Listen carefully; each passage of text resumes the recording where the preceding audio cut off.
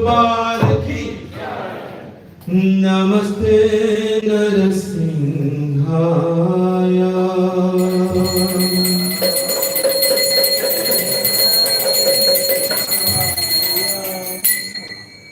नमस्ते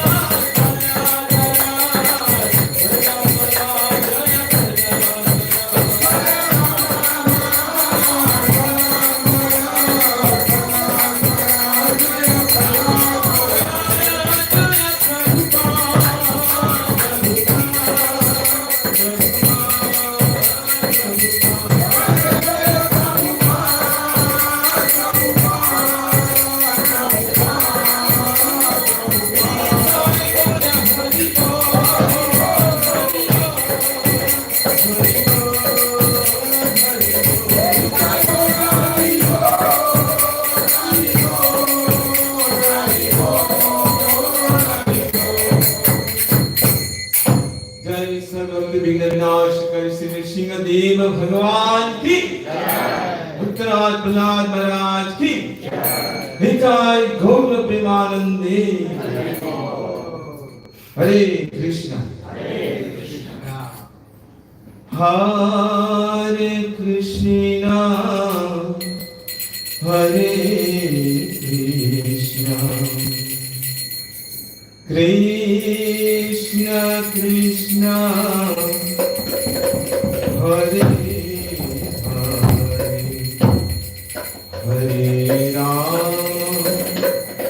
हरे राम राम राम हरे हरे हरे कृष्ण हरे कृष्ण कृष्ण हरे हरे हरे राम राम राम हरे हरे हरे कृष्ण कृष्ण कृष्ण हरे हरे हरे राम राम राम हरे हरे हरे कृष्ण हरे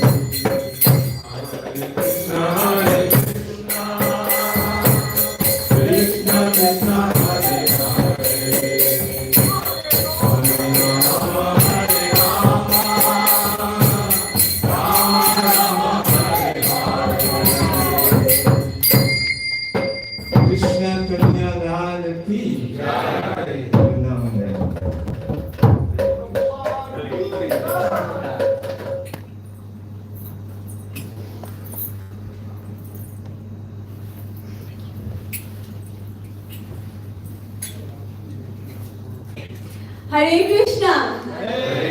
Let's put our hands up. Hare Krishna. Yes, which is the most auspicious and glorious month of Kartik. On behalf of the Namahatta and the International Society for Krishna Consciousness, founded by His Divine Grace A.C. Bhaktivedanta Swami Srila Prabhupada, a very warm welcome to each and every one of you. Thank you for joining us. So, yes, as I said, it is Kartik, very, very auspicious month, and it's my honor and privilege in introducing our speaker for today. His Grace Jagadananda Pundit Prabhu is a disciple of His Holiness Bhakti Charu Swami. Prabhu's been in ISKCON for over 30 years, and he's been involved in many local and international projects of ISKCON. Prabhu's an astute speaker. He's done many classes at Sri Sri Radha Radhanath and New Jagannath Puri, and I can guarantee you that Prabhu's classes are truly very powerful. Prabhu's topic for today is happiness redefined. So just from that topic, I'm sure you all will know that we're in store for a very profound and a very, very powerful class. So let's give Prabhu a huge round of applause once again.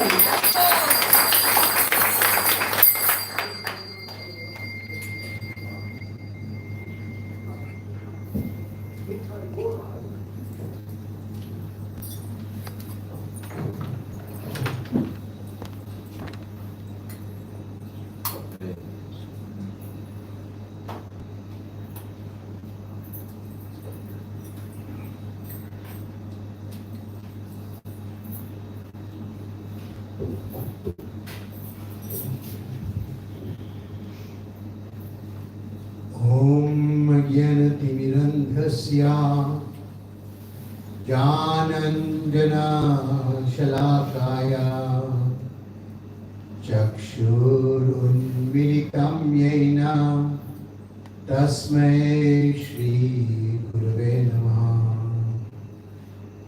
Shri Chaitanya Manobhistam Stapitam Yena Bhutale Swayam Rupa Kadamayam Dadati Swami padantikam vancha kalpatarubhyascha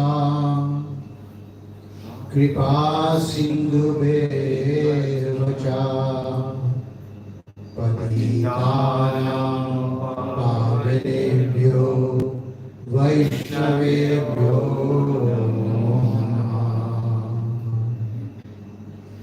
Jai Shri Krishna Chaitanya Prabhu Nityananda Shri Advaita Gadadhara Shivasadi Gaur Bhaktivinoda Hare Krishna Krishna Krishna Hare Hare Hare Rama Rama Rama Hare Hare. So Hare Krishna, dear devotees, thank you so much.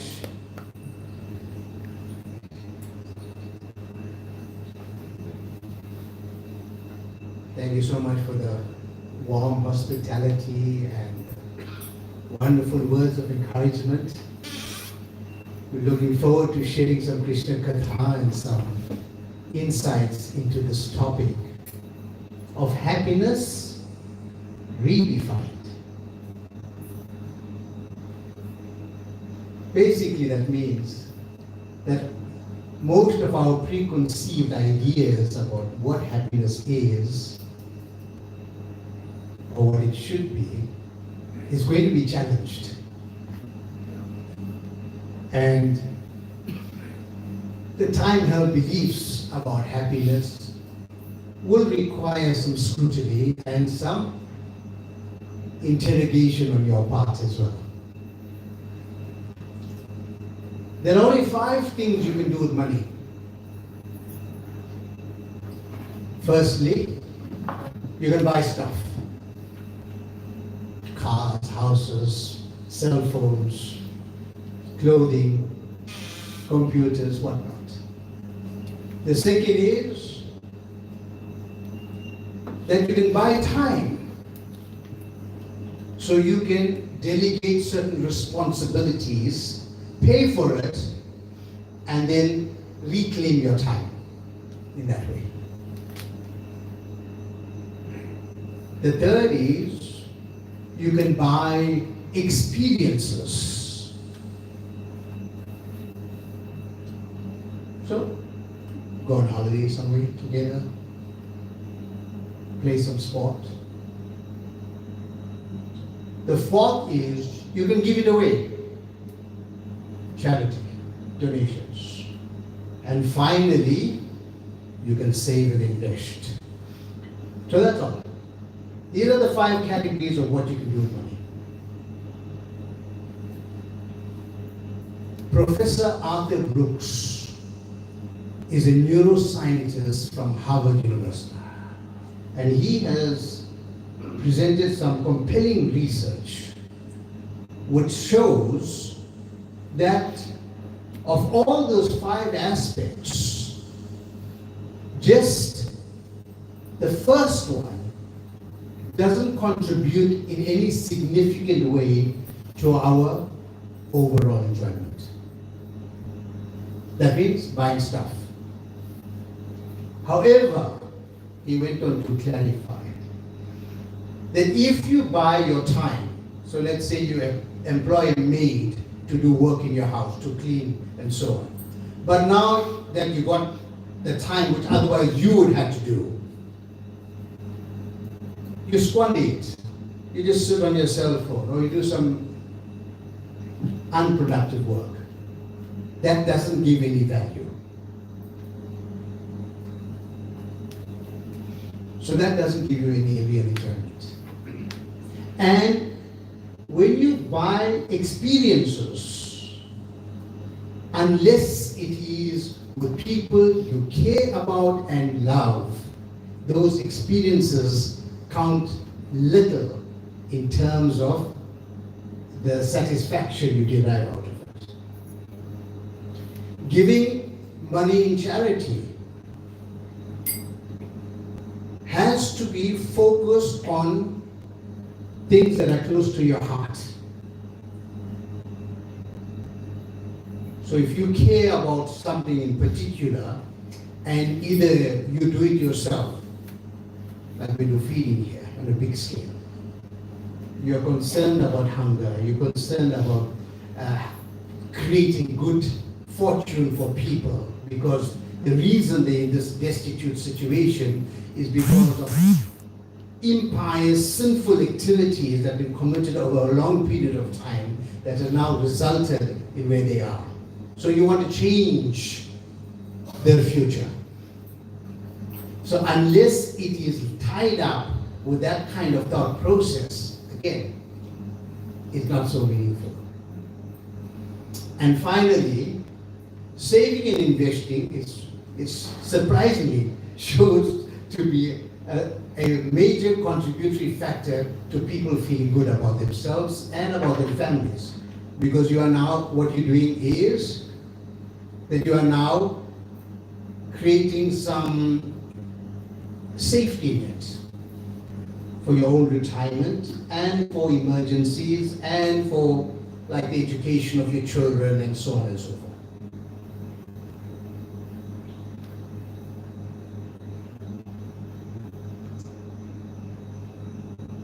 People are searching for happiness, and it's natural that we all want to be happy.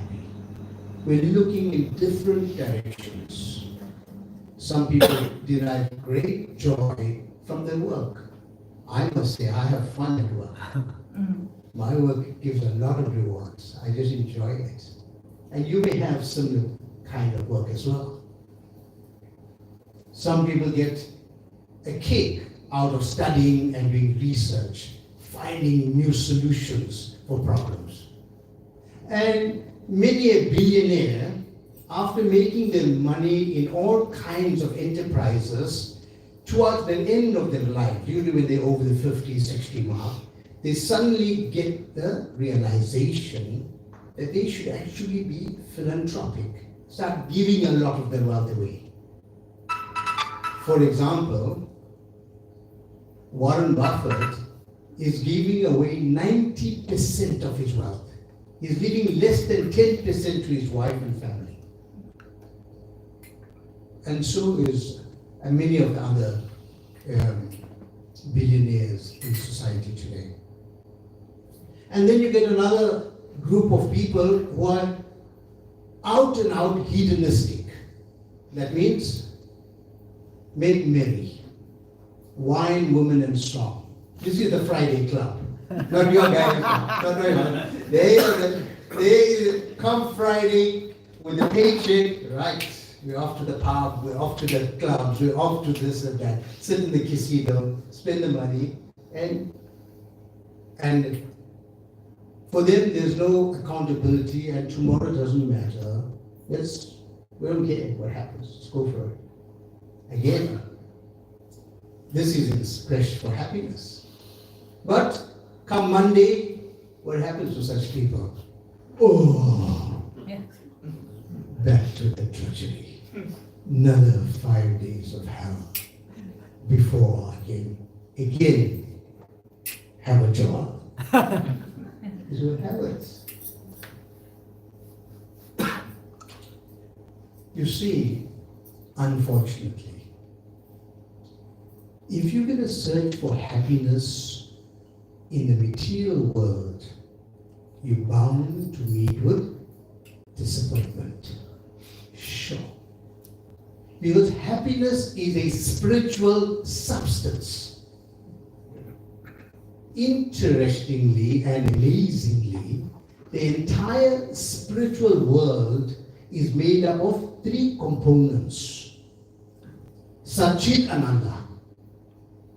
Sat means eternality, timelessness, no beginning, no end.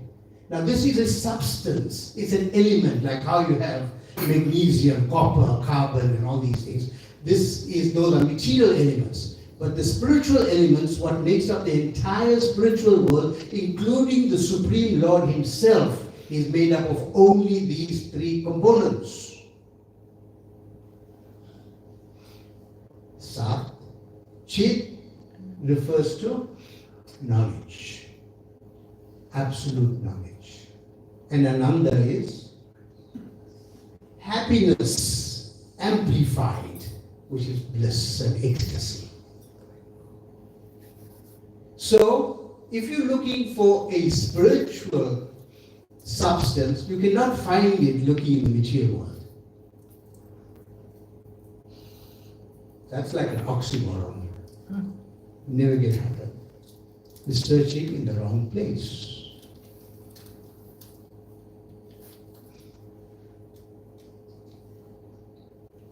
About 2 weeks ago, we had Jagadananda Swami in Durban.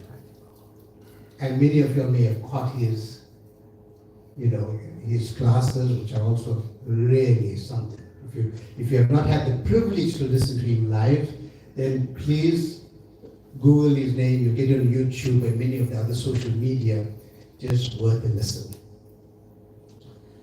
And on one occasion that we were speaking, he mentioned a word,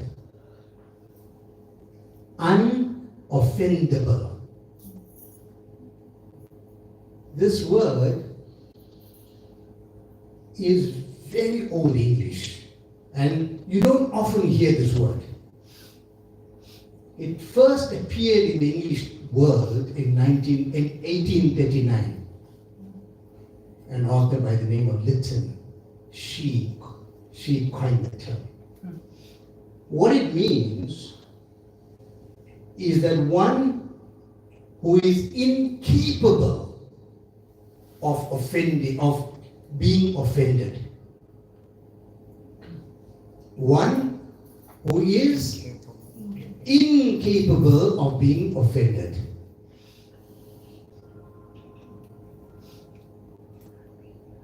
So, expanding this definition, it says that whatever the other person's view may be, whatever their utterances may be, whatever their opinion, whatever they say or do, does not affect me.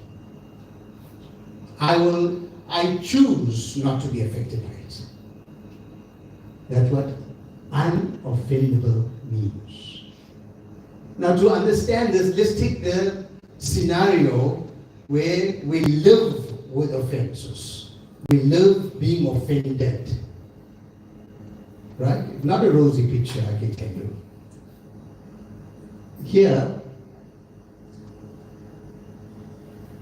how long? How long are you going to stay offended? I'm going to give you a real life example from my own family. There was some discord among my grandparents, their brothers, my grandfather and his brothers. And somehow one of the brothers got ostracized. And his children never spoke. So this will be the generation of my parents now, my father. Never spoke to all the others, cousins. And now their grandchildren, the grandchildren, are not speaking to anybody. Now I spoke to one of them recently. I said, what was the issue? Why was this family broken apart? Tell me. Angaras. But carrying this pet, a rattlesnake in the heart. Prabhu, would you like a pet rattlesnake for Diwali? No. Yeah, let us not. Let's choose what we want wisely, right? Okay. So then you get angry. Once you get offended, you become angry. And with the anger, resentment, retaliation, vengeance. holding on to grudges and not letting go of grudges.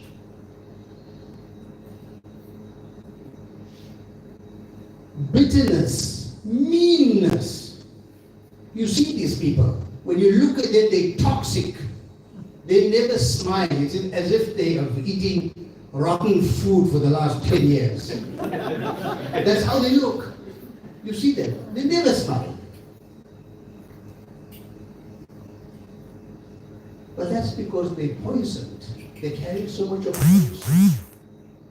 Nelson Mandela put it very succinctly when he said, harboring anger is the same as drinking poison and expecting the other person to die. So who is dying? Who is dying actually?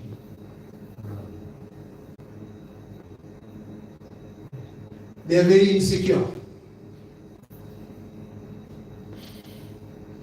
And they seethe internally at the sight or at the sound of a person that they despise. You see them, just you see, that's how they are. I'll tell you, doctors make a lot of money from these people. Seriously. They are good for business.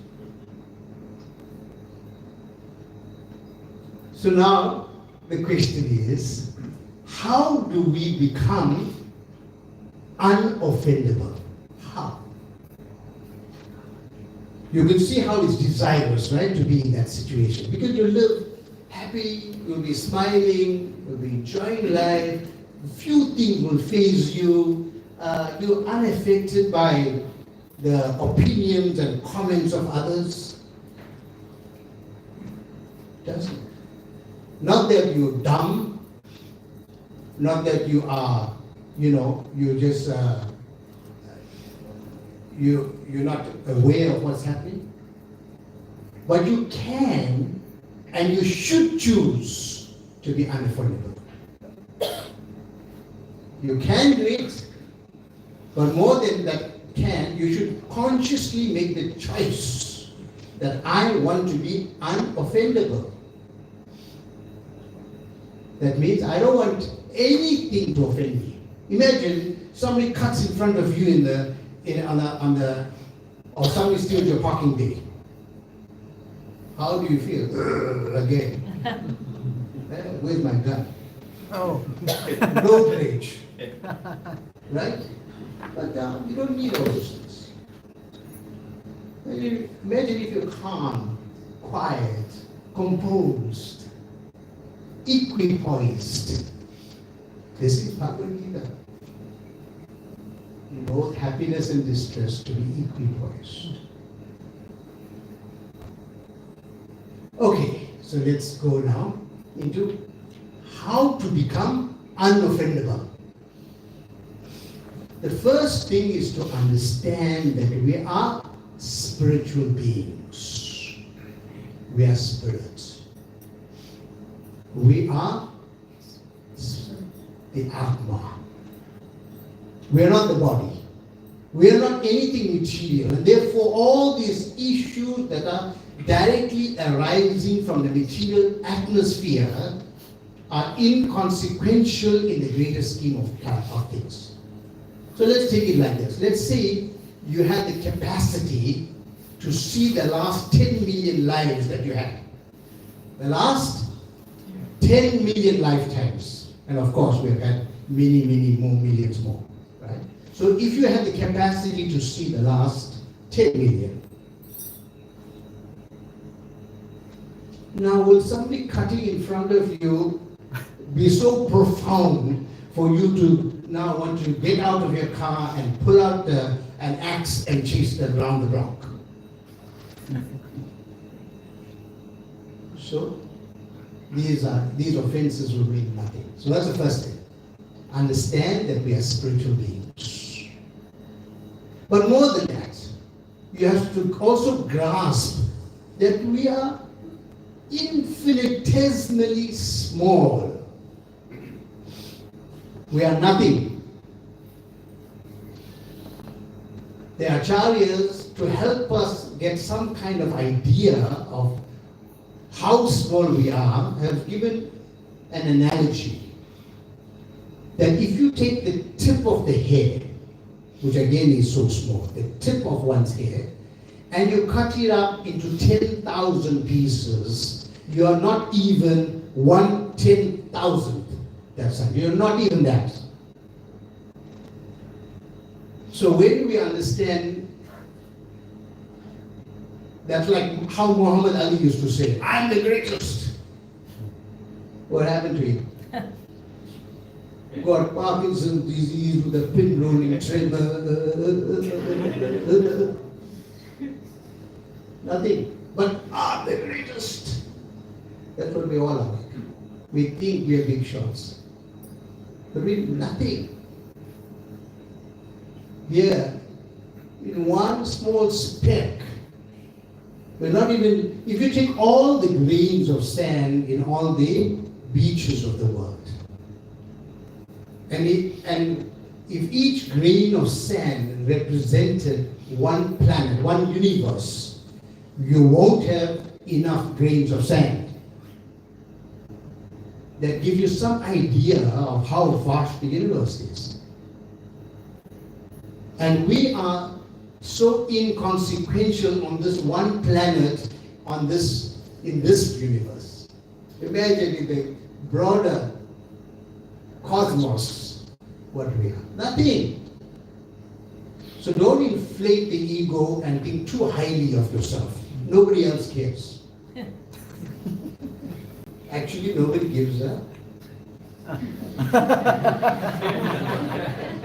dot.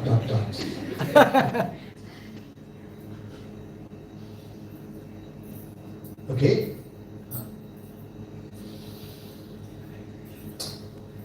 Find the best in others, not the worst. Look for the best. In the face of overwhelming and provocation that's pushing you aside, where somebody is going for you, choose to be unoffendable. Make that, just at that moment in particular, make it. Desist from the urge to fall into the trap when somebody throws you a bait.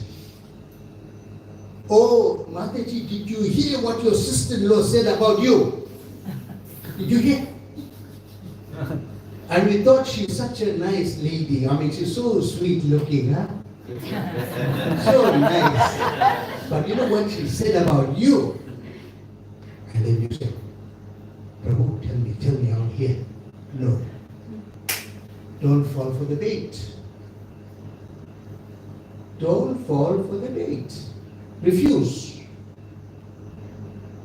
And don't overreact in situations. Something may happen that you really not so nice. It's raining. You don't have to throw a tantrum because it's raining.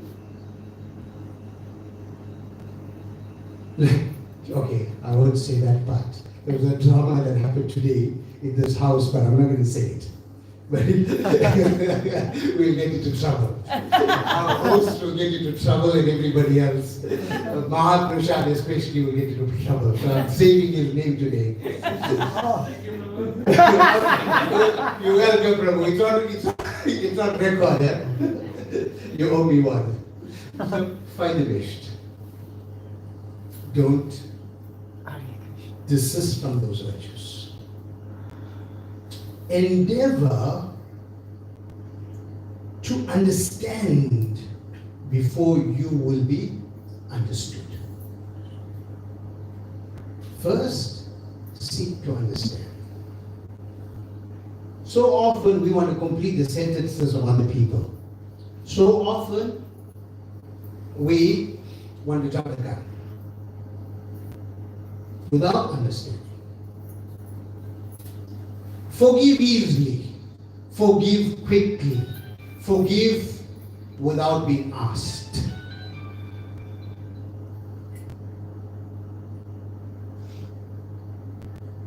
Deal with grace, not with shame. Hear people's hearts, not just their words.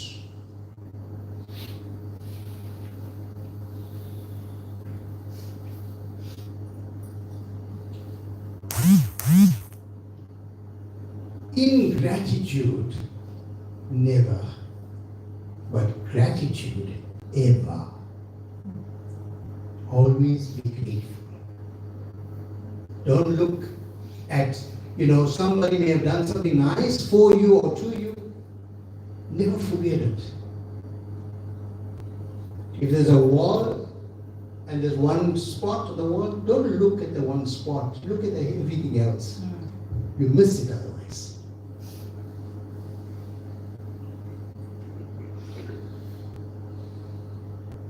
Oftentimes when we're faced with being offended, we seek justice. We want retribution. But understand that Krishna has made perfect arrangements in the universe. The law of karma and Yamaraj is much more capable than you and I.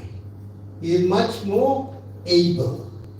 And he has the resources to mete out justice in a much more equitable way as well. So there is no need for you to try to usurp Yamaraj's position. Let him do his job. Why you want to do his job? Yeah.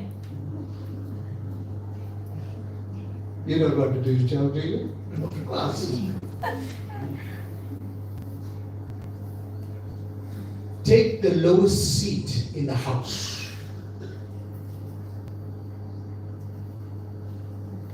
Develop the attitude that I am the servant of the servant of the servant. Don't immediately go for the top dog position. And the last tip I want to leave you with on how to develop this virtue of unoffendability is dedicate time, energy, and resources to developing your relationship with Krishna.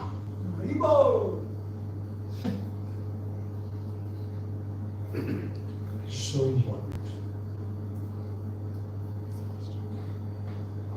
Unoffendability has got two facets.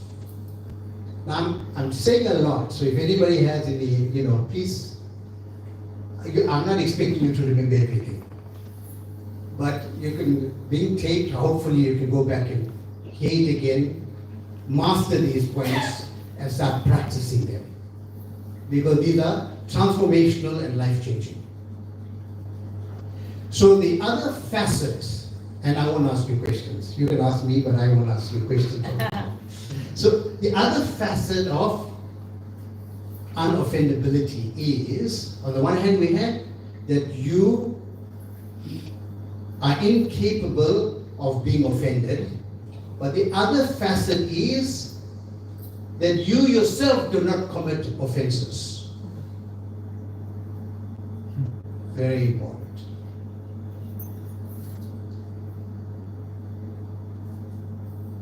A Vaishnava is that person who sees no offenses. His Holiness Bhakti Charuswami Maharaj once said, a Vaishnava has already forgiven your offenses that you have not yet committed.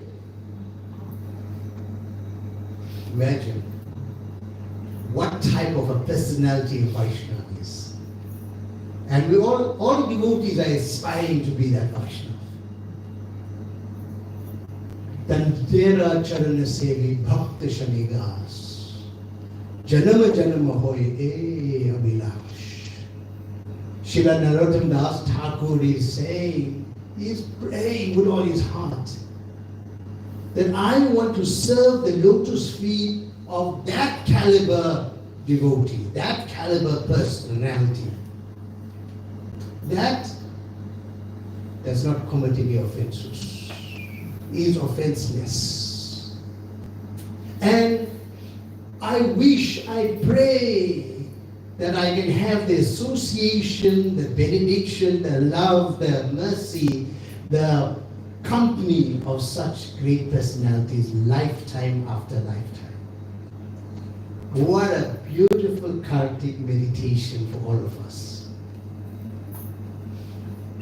To become offenseless. To understand these two facets of offendability.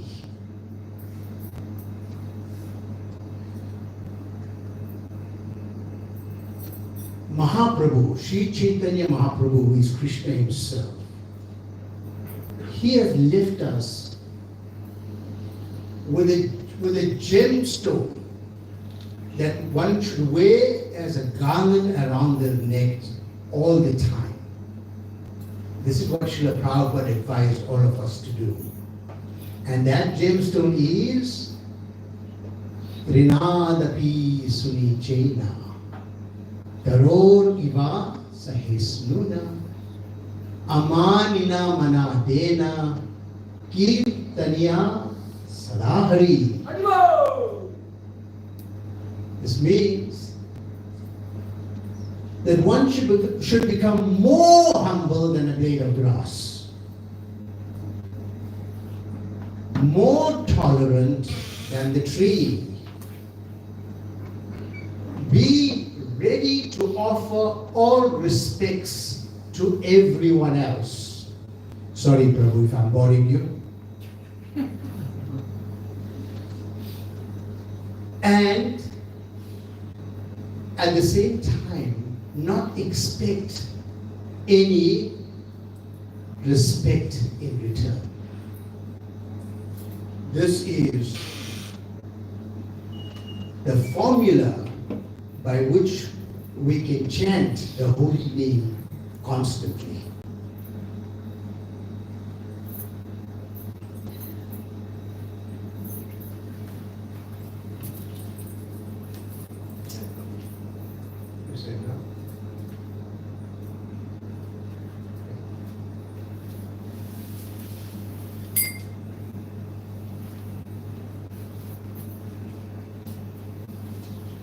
The Hare Krishna movement has a slogan: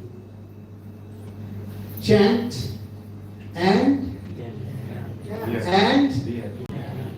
be miserable. Sorry, I'm hard of hearing. What did you say? Be happy. Srila Prabhupada gave this, right? So the secret to happiness is chanting.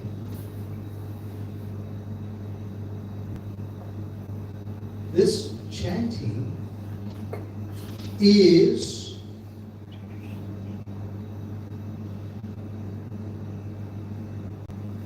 the potency, the ecstasy of the mantra becomes manifest when one is chanting offenselessly.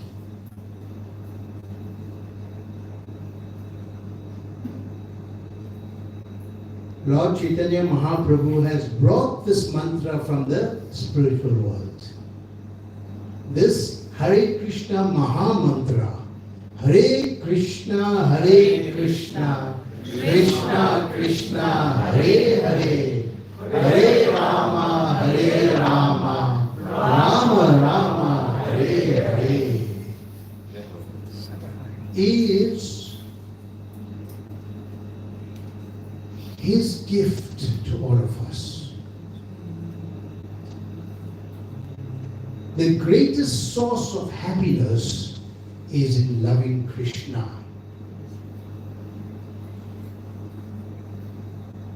And the best way to love Krishna is to chant His holy names. Hare Krishna, Hare Krishna, Krishna Krishna, Hare Hare, Hare Rama, Hare Rama, Rama Rama, Hare Hare. Srila Bhakti Vinod Thakur says that, I'm going to cut out the Bengali quotes. I have to stop in the next few minutes. So he says that when one chants this holy name, and when that transcendental sound vibration enters through the portals of one's ears, something amazing happens.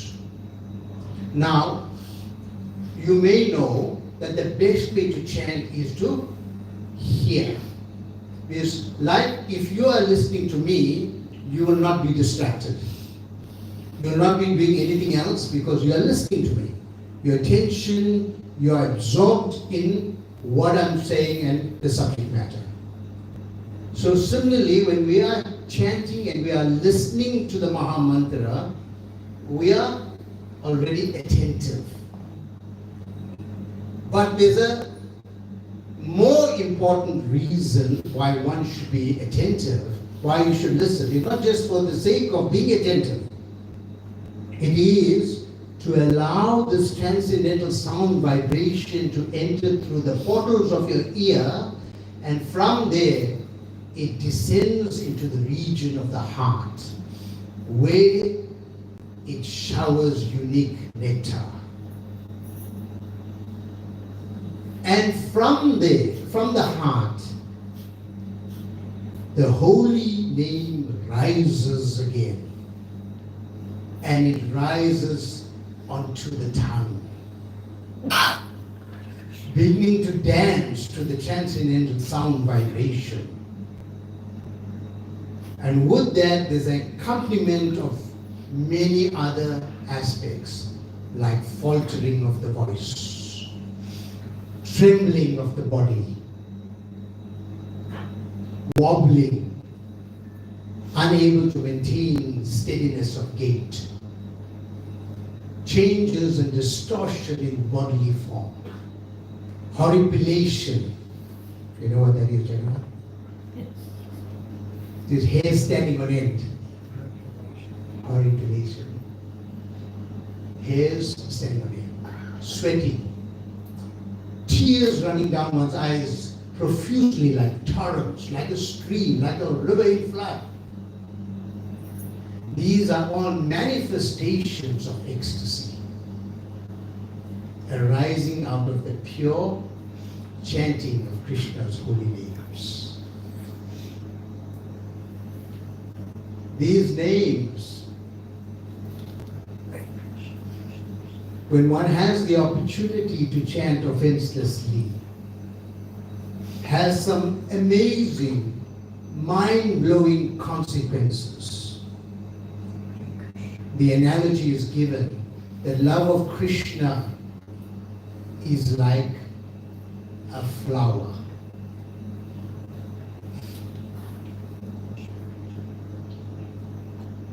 Premera Kalikana Adbhuta Rashiradhan. That when the flower is still in its bud stage, it already confers an inexhaustible, astonishing amount of spiritual emotions, mellows, already, when it's only in its bud stage.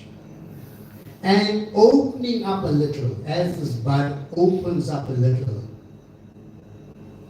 Krishna's form and Krishna's qualities are manifest. Imagine having a deep connection with Krishna's form. How beautiful is Krishna's form. Krishna is the all-attractive person. Nothing is more attractive than Krishna. And then, as the holy name fructifies, then the holy name takes one to Vrindavan. Somehow. Takes one to Vrindavan. Without you even thinking about it or trying. And then the holy name confers our spiritual identity. It reveals who you are. And finally, the holy name confers the spiritual form, your original spiritual form. Now, I know this is Kartik. So therefore, just speaking a little on the deeper aspects of the philosophy, that many of the devotees during this time want to go deeper in meditation and try to aspire for these lofty ideals. And simultaneously, the holy name destroys any semblance of material contamination. So there's nothing, not even a thought that's left behind. Not even one bit of attachment. Not even attachment to a sunrise or a beautiful sunset. And when one reaches this stage, then the true awakening of happiness occurs. And as the serious practitioner of chanting the holy name continues, perseveres with seriousness and with practicing of being offenseless, then all kinds of ecstatic experiences are gained.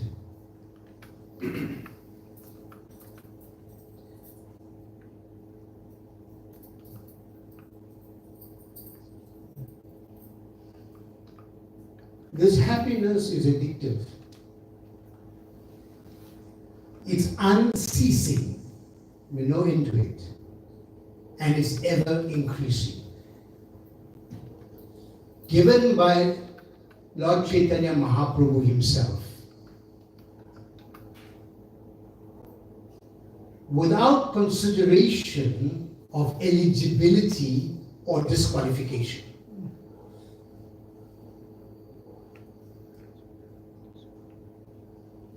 And now, by the mercy of His Divine Grace, A.C. Bhaktivedanta Swami Srila Prabhupada, the founder Acharya of the International Society for Krishna Consciousness, this holy name is flooding the planet.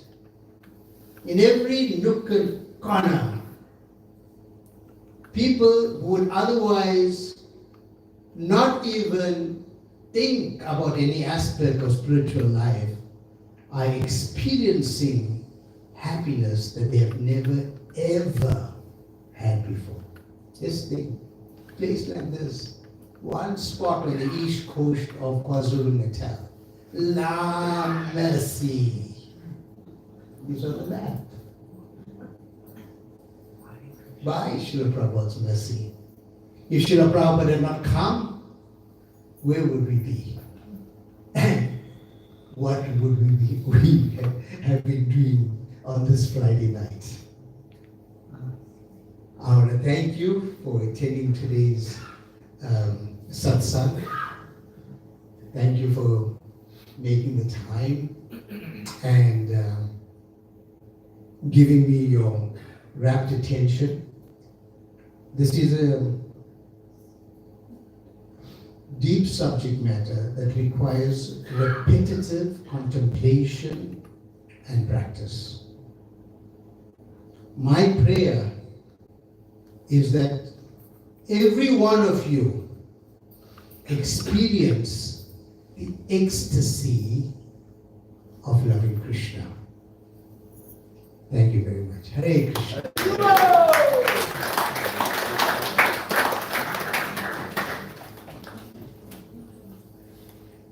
Are there any live questions? Yes, Prabhu. Prabhu, thanks for an amazing topic and class there. I think we need more time to go through it all. Hare Krishna, Prabhu, thank you for that class. That was quite awesome.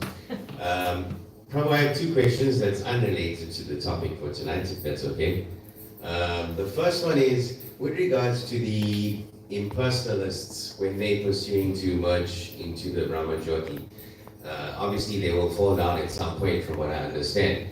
So when falling down, because they're in this effulgence of Lord Krishna, do they fall down to heavenly planets first, or do they come straight back to the material world? And then the second question is, I was reading that Lord Vishnu acts through Lord Shiva when he comes in contact with the material energy. And is an example of that when Lord Krishna drank the poison during the churning of the milk ocean. Can you elaborate? And if there are any other examples, if you can highlight those. Thank you. Okay. Another class. I'll say in brief, and then maybe after the class we can sit and talk. I know this. We're limited time. We've got a lot of others, and you're also off the topic, so we'll just go to it quickly. So your first question: you cannot fall from a fallen position. Being in the Brahma Jyoti is already a fallen situation. So you already fallen. And where they'll fall to is usually just the depths from there on. Right? But usually it will go to the heavenly planets, the high position, and then go down. There is a hierarchy how it happens. Okay, and the second question, to answer it in brief, just one small correction in your question. You were saying that Krishna drank the poison. Oh, so Lord Shiva. Yeah, yes, I understood it correctly. Just for others' clarification, okay? So, yes, there is no difference between Lord Shiva and Krishna. Both are, it's like milk. Both are milk products. But Lord Shiva is considered to be like curd and Krishna milk. So from milk you can get curd, but from curd you can't get milk. That's the only difference. Shiram yatha dadi vikara vishesha yogat. Brahma Samhita is explaining this in detail. Okay. So Lord Shiva, because Krishna doesn't touch the material energy. Remember earlier I told you what you can do with money? One of the things you can buy time. So Krishna buys his time by saying, okay, he delegates that responsibility to one of his devotees, a responsible person, Lord Shiva, who is a part of himself. And Krishna wants to have more time for play, because Krishna is exclusively play. Like all of us, if we didn't have to work, we'd be having fun 24/7. So Krishna doesn't have to work, and Krishna never works. That's why you see Krishna with a flute, and Krishna is dancing. Krishna is mischief maker, stealing butter. Yeah? This whole pastime is about that. Krishna's masti wala. So that's Krishna. Okay? So any other questions? We can talk further, as I said. But I hope that suffices for now. Okay. Are we prohibited from something the colors red and blue in the temple, and if so, why? Or from using the colors red and blue in the temple, and if so, why? Prabhuji, you had training to be a doctor. Even I need a pharmacist to read this handwriting. But anyway, because they are trained to read doctors, scratches. I'm sorry, I didn't mean it like that. Yeah. So yeah, we are prohibited. And this is recorded in the Nectar of Devotion, Bhakti Rasamrita Sindhu, which is the manual of practice of devotion. Imagine that. We've got a manual of how to practice devotion. And in this manual, all these points are delineated. Initially, there are no hard and fast rules when we're starting off. Right? So here it says yes. Now why? Prabhuji is asking the question. So I am asking anyone, why? It is because the focus of attention in the mandir is Krishna and Radha, the deities.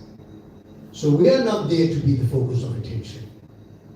So such colors, you're not meant, although we should dress nicely, we should be clean, the woman should wear jewelry when you go to visit Krishna because it's a celebration. You're going to, your father's home, so you should be, nicely. We observe all different forms of etiquette, but you're not in competition. Why is the month of Kartik considered to be so auspicious?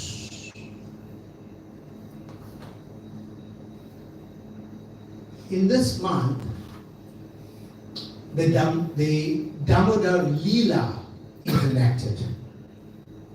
Although in this month many other things occur, like Diwali, like Krishna graduates from being a calf-herd boy to becoming a cow-herd boy at the age of 5. Krishna picks up Govardhan Hill, Krishna kills so many demons, so many things happen in this month, right? But this Damodar Leela is the crown jewel of Krishna's pastimes. Why? It's because Radharani says so. She loves this pastime the best. Of all Krishna's pastimes, Radharani says, this Damodar Leela is very, very pleasing. I love it. And therefore this month is also called month of Urjwala Vrat. Radharani's month. And she gives the benediction, by the way, that anyone who observes this month, or even just offers one lamp, which I hope everyone is going to do just now, even if you offer one lamp, once in your lifetime, she considers you to be filially related to her. Filial means you become her family member. Imagine, you are now in Radharani's family. Wow. So that's why this month is considered so auspicious. It's said that the spiritual world is having a fire sale in this month. Everything is for nothing. But all it's going to take is for you to want it. It's like somebody is bringing you some nice halwa and saying, Prabhu, open your mouth. There's a halwa hanging in front of you. Just open your mouth. But if you got your mouth closed, I'll eat it. So this is this month. Take advantage. So the opportunities are there, grab it. Somebody says, a good topic. Cannot reveal my plans to the congregation, but was arranging things in Cape Town style. Maybe I must rethink. Okay, this is a comment. Cape Town style. I'm not familiar what style that is. Anybody can help me? What's Cape Town style?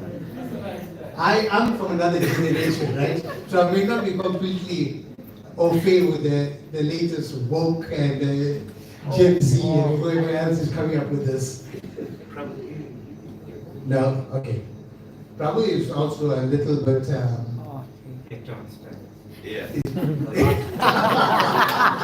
Okay, but anyway, this is a comment, right? So does this mean, says thank you, Prabhu, good topic. I cannot reveal my plans to the congregation, but was arranging things, Cape Town style. So does this mean that you're gonna speak to me about this? You will not reveal it to the congregation. Maybe I'll be all ears. Thank you very much. Thank you, everybody. All very Krishna Prabhupada. Hare Krishna. Hare Krishna. So truly such an inspiring and motivational class. And Prabhu, out of his spiritual pursuits, is a medical doctor. He is a general practitioner and has a private practice in Pine Town. And just like how every day he assists people with their material physical ailments and he helps to heal people, today's class was similar to that with our spiritual ailments. This class was absolutely amazing, Prabhu. Thank you so much. I know each and every one of us here will have so much to take home after listening to such an inspirational class. And yes, it's the month of Kartik, and Lord Damodar is most merciful in this month. And sitting and listening to a class like this is a springboard, taking us, springing into Kartik mood. And we all feel very, very inspired by this class. So let's give Prabhu another round of applause. Thank you once again, Prabhu. So I have a few announcements to make. It is a very, very exciting time with the month of Kartik. There are lots of festivals, lots of programs taking place. Tomorrow is the Tanga Rath Yatra, and everybody is very excited about that. So please do not miss the opportunity of pulling the chariots of Lord Jagannath, Baladev and Subhadra. Arrival! The procession starts at 9 a.m. at the Vishwarup Temple in Tangat. So please avail yourselves for this. Sunday, we have Food for Life once again, and we are cooking 8 handas of biryani, sumptuous, delicious biryani, and we are asking for everyone's assistance. Please come through and assist us on Sunday morning. Especially in this month of Kartik, it is so important to engage in service. So please avail yourselves, come through and assist with Food for Life on Sunday.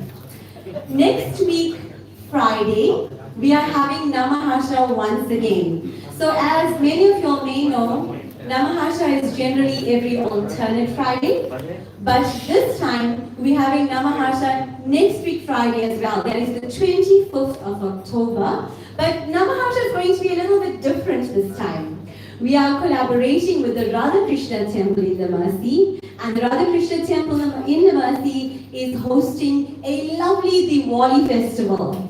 And they promise a very, very exciting program. There's going to be virtual fireworks and a lot of a cultural program with many, many little events taking place. So please join us next week, Friday. This will take place at the Radha Krishna Temple across on the grounds. So that starts at 6 p.m. and in the Mercy Namahatta, we're going to be there. We're going to be providing delicious, sumptuous biryani. And we're also going to have a table where everybody will have the opportunity to turn lamps for the month of Kartik. So please join us, spread the word, and come through next week, Friday. And Mukunda Dasha Prabhu is giving class. Many of you all know him. He was here with us a few weeks ago at Namahatta. So please do come through, and Prabhu will be giving class. So it will be like a little Namahatta that we're having in a much bigger program. Please join us. The next Friday after that is the 1st of November, and that is Diwali. So we will not have Namahatta on that Friday, as everybody will be celebrating Diwali, and there will be no Namahatta on the 1st of November. Our next Namahatta is the 8th of November, and we will have it here. And the following Namahatta will be the 15th, so we go back to alternate Fridays. And on the 15th, it's also the last day of Kartik. And we're going to be having Namahatta at the B. Munsami Hall in Belvedere. So please, once again, come through for that. It is the last day of Kartik, and you will have the opportunity to turn lamps together with everybody that's there, have the Hare Krishna Maha Mantra, singing and the kirtan, there'll be prasad. So please join us. If you're unavailable, to go to the temples and you all are in Tonga, please do come through to the V. Munsami Hall on the 15th of November. So also after that comes December, and as I've announced before, we are having a year-end get together, a year-end program that we've planned, and that's on the 7th of December. And this year we're having it at the Goshala in Thornville, and we've arranged a bus. So we have a very, very exciting trip planned ahead. So everybody, please come through, join us. We want to make it as exciting as possible. Lots of fun, games, activities, and obviously Gomata is there. You'll have the opportunity to feed all the cows and engage in congregational chanting. That's on the 7th of December. A lot of dates to remember, but not to worry, I'll keep reminding you all as well, every Namahatta. And in the new year, on the 19th of January, we have another very exciting date to remember.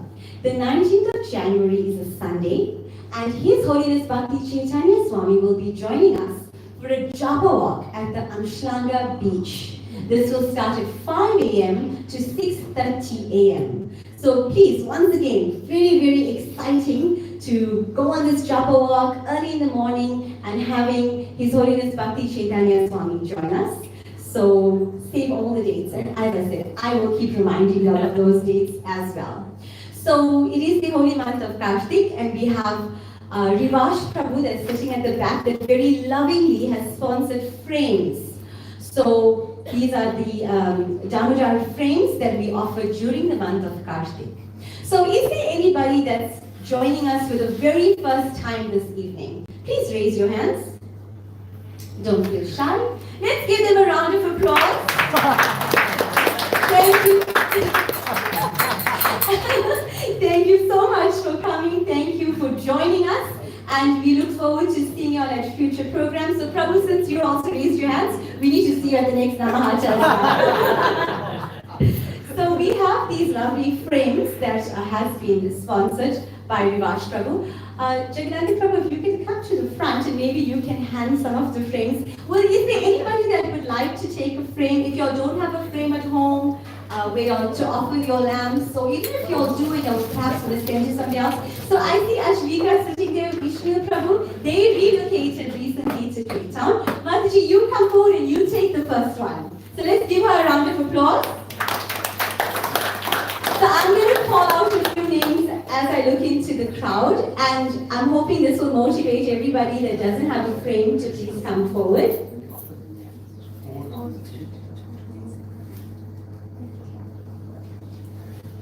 Vasanti Mataji, you as well, if you could come through and take a frame. Please, if I'm not calling your name, that doesn't mean you must not come forward. I'm just trying to give you all a kickstart. Ruben Prabhu, you can also come through, come take a frame. Ruben Prabhu.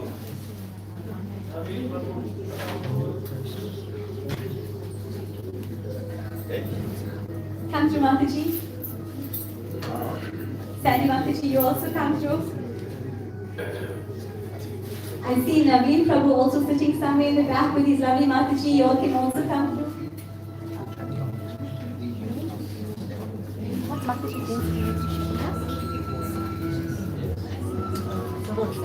Saroj Mataji, if you could come through as well.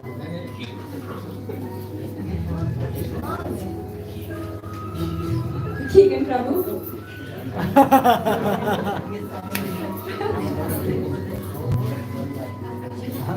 Hare Krishna Prabhu, your name? Raj Prabhu. Raj Prabhu is also here for the first time. Please come through to the front. Oh, anybody else? Please don't feel shy. We have enough frames. It is a very auspicious month. Please come through to the front. Linga Prabhu sitting at the back. Come through to the front. Prabhu, you also picked your hand up. You're here for the first time. You're there. Come through, Prabhu. You can take a frame. Jani Prabhu, you have been summoned.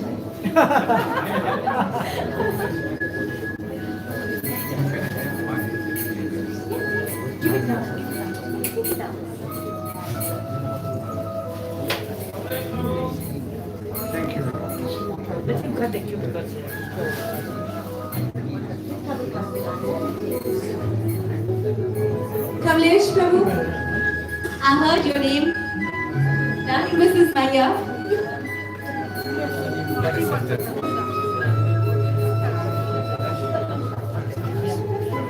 Ruben Prabhu, I called you. I think you were the second name. Ruben. I stand to be corrected.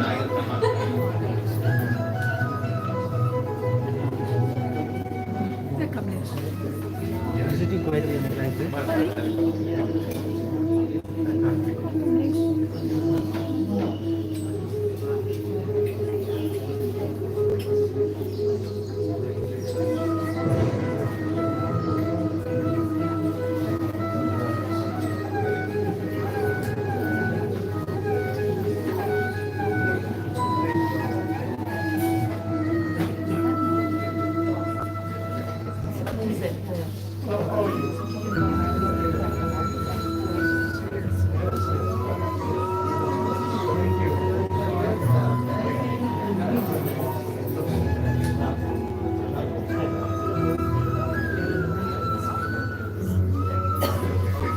Also, we do have Kartik packs for anybody that would like to take a Kartik pack. There are enough Kartik packs available, and in that pack is a diya, it's a CD, and as well as a lovely picture for you to offer to Lord Damodar. So whoever needs Kartik packs, please feel free to see Mataji after the program and she'll provide it for you.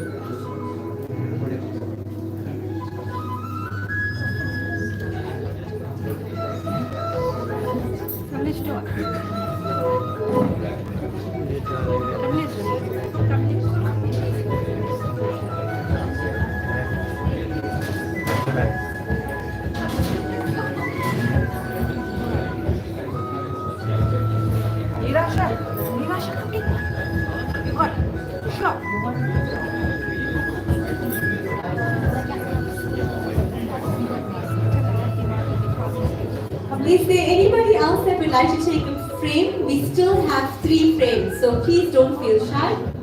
Kamlesh Prabhu, you are being called again.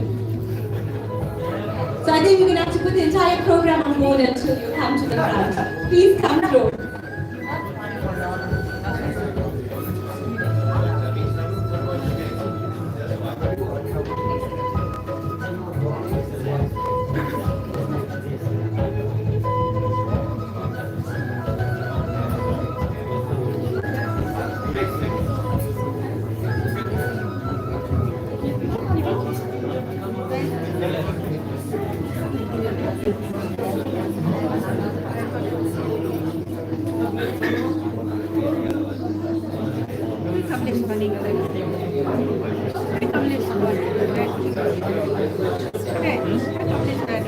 No, only last one.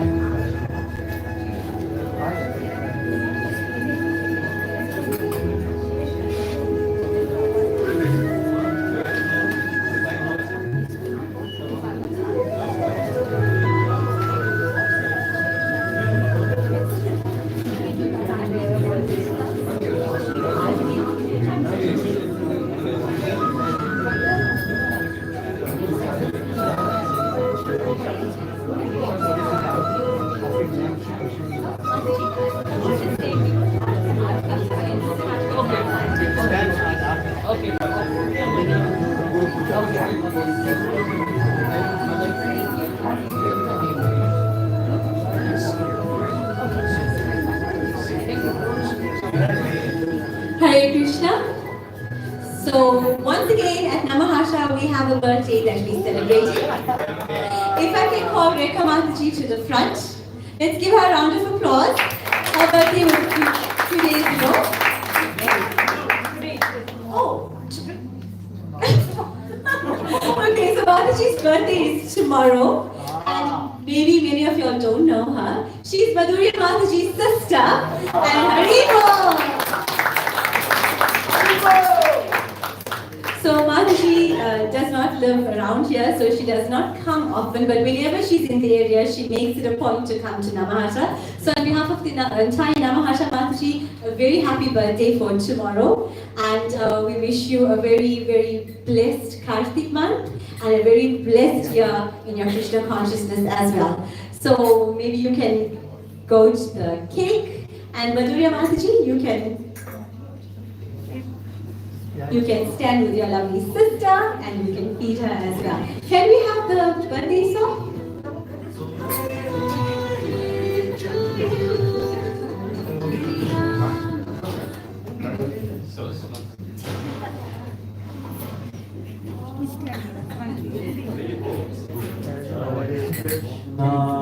Hare Krishna, Krishna Krishna, Hare Hare, Hare Rama, Hare Rama, Rama Rama, Hare Hare. Kushida Jagada Devaki, Kushida Jagada Devaki, Kushida Jagada Devaki, and so they all of us. Nitai Gaur! Nitai Gaur! Nitai Gaur!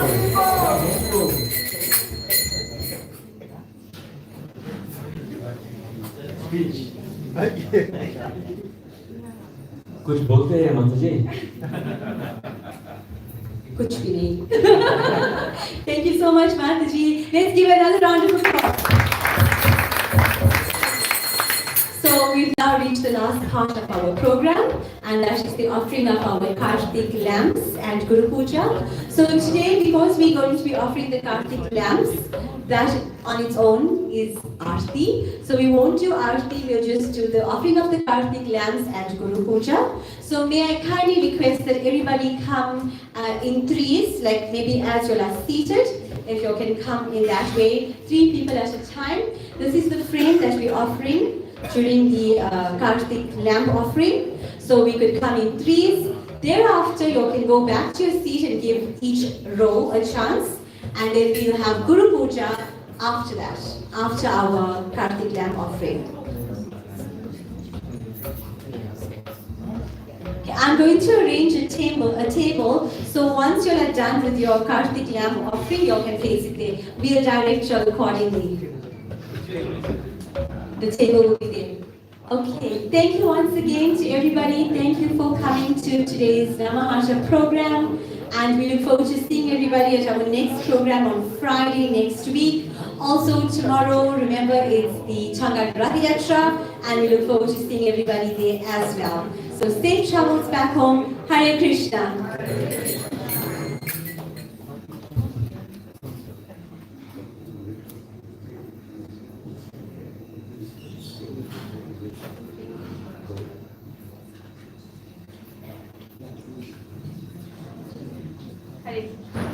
Hare Krishna. Hare Krishna. So for purposes of time, even if we do more than 3 at a time, maybe we can do like the first row, that's 3 and 3. And like that we can be a bit faster. So we'll do an entire row at a time that can come forward. So we're looking at about 6 people at a time. If you have more in your row, because I can see further back it goes beyond 6, that's fine as well. But come through per row. Thank you. Hare Krishna.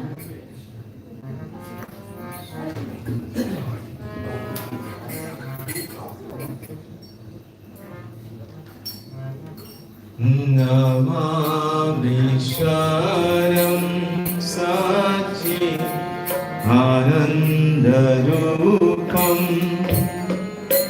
Lasakuna Namukuri Rajamanam